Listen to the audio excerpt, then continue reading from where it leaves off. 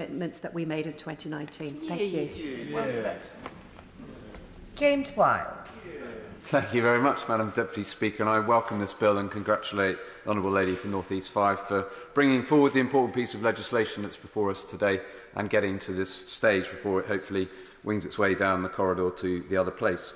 I also want to take this opportunity to pay tribute to the millions of people across the constituency and particularly the thousands of people in North West Norfolk for the caring they provide to some of our most vulnerable people.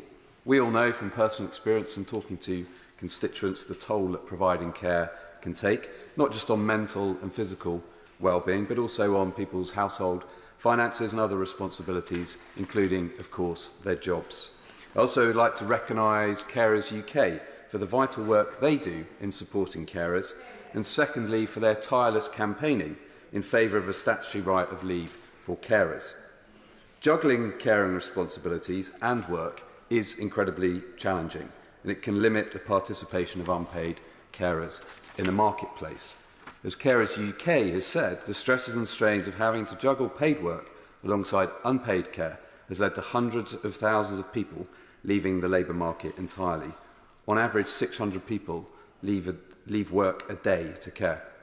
So as well as helping with people's well-being, given the record levels of vacancies in the job market, it's vital we do everything we can to support unpaid carers to remain in work with this greater flexibility. And so this bill helps to address the challenges that carers face and tackle a long-running issue. It was back in 2017 that the Work and Pensions Select Committee concluded that there was a strong case for carers' leave. The 2019 Conservative Manifesto, which I was elected on, included commitments to introduce leave for carers. And in 2020, the government consulted on proposals to give employees a week of unpaid leave each year to provide care. And as was discussed in the previous debate, there was an employment bill in the 2019 Queen's Speech, which for understandable reasons has not been taken forward, but it's very welcome that another of the baby bells from breaking up that employment bill is now going to be going forward today. As I mentioned, Carers UK have campaigned for many years for this statutory right to leave. It said the bill would help support unpaid carers remain in work. Given the current cost of living crisis, there's never been a more important time to do so. And it would also bring significant benefits to businesses and the wider economy. So the impact of the bill is significant. It gives rights to millions of people who have unpaid caring responsibilities, supporting them to remain in work and improving their health and well-being.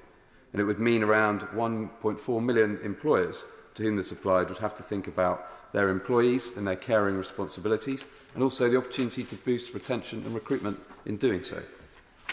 And since being elected to this House just over 3 years ago, I've worked with local organisations who support carers, including the Motor Neuron Disease Association, as well as West Norfolk Carers, who I was pleased to run the London Marathon for a couple of years ago, where I finished as the fastest English MP, out of interest.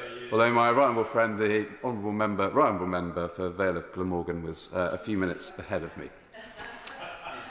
And Sue Heal, a volunteer with the Norfolk, Norwich and Waveney branch of MND, who I've worked with, emailed me this week to say recent research conducted by the MND Association found MND carers are physically and mentally exhausted, unable to access breaks and impacted financially. Many are also juggling caring with work and additional responsibilities. She asked me to support the bill on behalf of MND sufferers and their carers, and I'm very pleased to do so today. And Caring Together, a local charity that works across Norfolk, Cambridgeshire and Peterborough, wrote to me a couple of weeks ago, also urging me to support this bill and urging the government to do so as well. They also called for this to be made paid leave, and as my honourable friend for Devise has said, some employers will already choose to do that, and we hope that's the direction that people will go in. They said carers can get isolated, depressed, ill, out of touch with family and friends. Therefore, I welcome the government's support for this bill, which demonstrates commitment to carers. It would amend the Employment Rights Act 1996, requiring the Secretary of State to create, by regulations, a new statutory entitlement to carers' leave. And it would require that any such leave entitlement is of at least 1 week per year. Importantly, as others have said, this is a day one right available to employees with no qualifying period. And it would apply to anyone caring for a spouse, civil partner, child, parent or other dependent with a long-term care need. and it will be able to be taken flexibly. So I think this is a model piece of legislation. And it's a welcome change in employment law, but again, that necessitates employees and employers knowing about the changes in advance, preparing for them, and making sure that they're implemented most effectively. And I understand the regulations are expected to be laid and commenced next year, and I'm sure the Minister will use the time between now and then to consult properly with carers and employers to ensure legislation works and there's simple, easy-to-access guidance on these new rights. Finally, I do think it's worth mentioning that these changes form part of a wider package of support for carers, with the Government continuing to support implementation of improved rights as enshrined in the Care Act 2014. For example, I welcome the White Paper on Social Care, which outlined measures to support carers, including up to £25 million to kick-start a change in services so they can access respite breaks and wellbeing support. And going forward, the new Integrated Care Boards, in my case the Norfolk and Waveney Integrated Care Board, will now have a duty to involve carers when care is being commissioned for a loved one.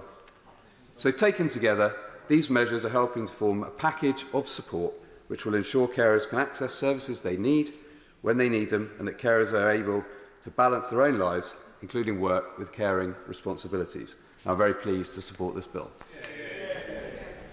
Gareth Bacon. Thank you, Madam Deputy Speaker. I would like to open by paying tribute